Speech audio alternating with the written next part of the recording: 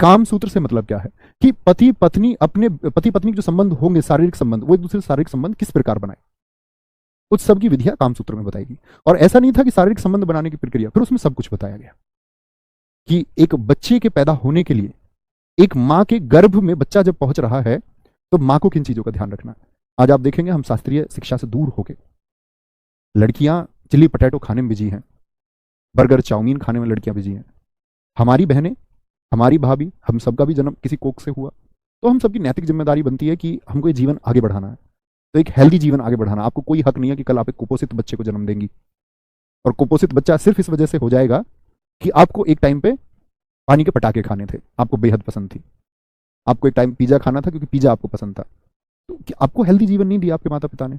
तो क्या आपका राइट नहीं बनता कि आप आने वाली पीढ़ी को एक स्वस्थ पीढ़ी की तरफ लेके जाएं, ना कि जुबान चटोरी करने के चक्कर में कुछ भी खाएं, खुद अपनी सेहत खराब करें और आगे आने वाली पीढ़ी की भी सेहत खराब करें।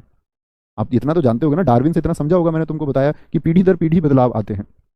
एक समय पर बच्चे कमजोर होने ही लग जाएंगे अगर लगातार वही प्रक्रिया चलेगी, लगातार वही प्रक्रिया चलती अगर रहेगी तो फिर क्या हो जाएगा, कुपोषित बच्चे को जन्म हम देंगे।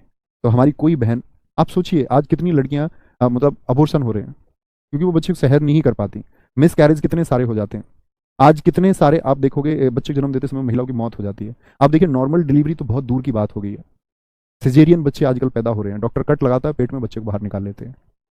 इस सब का सबसे बड़ा कारण खुद एक तो ये होता है कि भाई शारीरिक संरचना भी कई बार ऐसी होती है कि नॉर्मल डिलीवरी संभव नहीं है, लेकिन वो 1% शरीरों में पाया जाता है। इसलिए स्वास्थ्य सबसे पहले, आप ये सीख लीजिए। मैं आपको एक रिपोर्ट बताता हूँ, अभी हाल ही में नोवाल हरारी की एक पुस्तक मैंने पढ़ी, होमो डेयस। इससे पहले मैं उनकी सेपियंस किताब पढ़ रहा था और शायद मैंने अभी 4 या 5 दिन पहले ही होमो डेयस को पढ़ के खत्म किया। मैं वहां से कंक्लूजन पे पूछा कि पूरी दुनिया तबाह किस प्रकार होती रही। हम इस बात पर रो रहे हैं कि 800 करोड़ लोग आज हो चुके हैं। बड़ी बात ये नहीं है, 800 करोड़ से ज्यादा लोग मर भी चुके हैं आज तक। आप कहेंगे भैया मरना तो सत्य है, लोग मरेंगे, जिए हैं तो, लेकिन मरने का रेशियो देखिए। वहां पर वर्णन है 13वीं शताब्दी के समय पर किस प्रकार से आपका ब्लैक डेथ नाम से बीमारी फैली। उस समय पूरी दुनिया की लगभग 40% आबादी को ब्लैक डेथ ने मार दिया। चेचक जैसा जो एक जहाज से, एक फ्रांसीसी जो एस्टोनिया से पुर्तगाल जहाज गया, उस जहाज पर पहुंचा कैप्टन कुक जैसे व्यक्ति जो खोजी थे, कैसे वो एक वायरस दूसरे महाद्वीप तक पहुंचा दिए, जो ये विदेशी यात्री आए। तो उन्होंने डेटा लिखा हुआ है उस सब के बारे में वर्णन कि व्यक्ति कैसे मरता रहा। और आपको जानकर के ये आश्चर्य होगा कि सन 2010 से लेकर के और सन 2022 तक कोरोना के द्वारा हो गई मौतों को यदि छोड़ दिया जाए तो जो मरने वाले लोगों की संख्या वो सबसे बड़ी हेल्थ इशू से है। इस पूरी दुनिया में जितने परमाणु हमले हुए और आतंकवादियों ने जितने लोग मारे, उसका लगभग 450 गुना लोग हेल्थ इशू की वजह से मर रहे हैं। और आंकड़े ये हैं WHO के कि 2040 आते आते हेल्थ की वजह से मरने वाले, खराब हेल्थ की वजह से मरने वाले लोगों की संख्या 70% हो जाएगी और एक दिन ये दुनिया बर्बाद हो जाएगी। ये जो दुनिया जिसको हम लोगों को बेहतरीन बनाना था, इसको एक दिन हम खत्म कर देंगे हेल्थ इशूज के चलते हुए।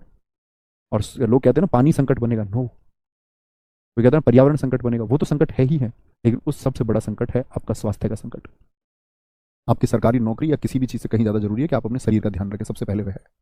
ठीक है, उम्मीद करूंगा आप रखेंगे कि कोल्ड ड्रिंक, फलाना ढिमकाना, कॉफ़ी के नाम पर, चाय के नाम पर जो तुमको बहकाया गया, बोले जी स्टूडेंट है जी हम तो चाय पीते हैं, तुम्हारी कसम मैं तुम्हें बताऊं ये सिर्फ एक मिथ है। आप इस मस्तिष्क को सल्फर की जितनी आदतें, थीन, कैफीन, निकोटीन की जितनी आदतें पहुंचाएंगे वह ऑब्जर्व करेगा, डिमांड करेगा। कोई ऐसी चीज़ नहीं है जिसको आप किसी और के कहने से मानते हो। कोई आपसे कहे कि बहुत सारे मैं देखता हूँ मुखर्जी नगर के स्टूडेंट्स चाय पी के पढ़ रहे हैं, प्लीज़ आप लोग ऐसा ना करना।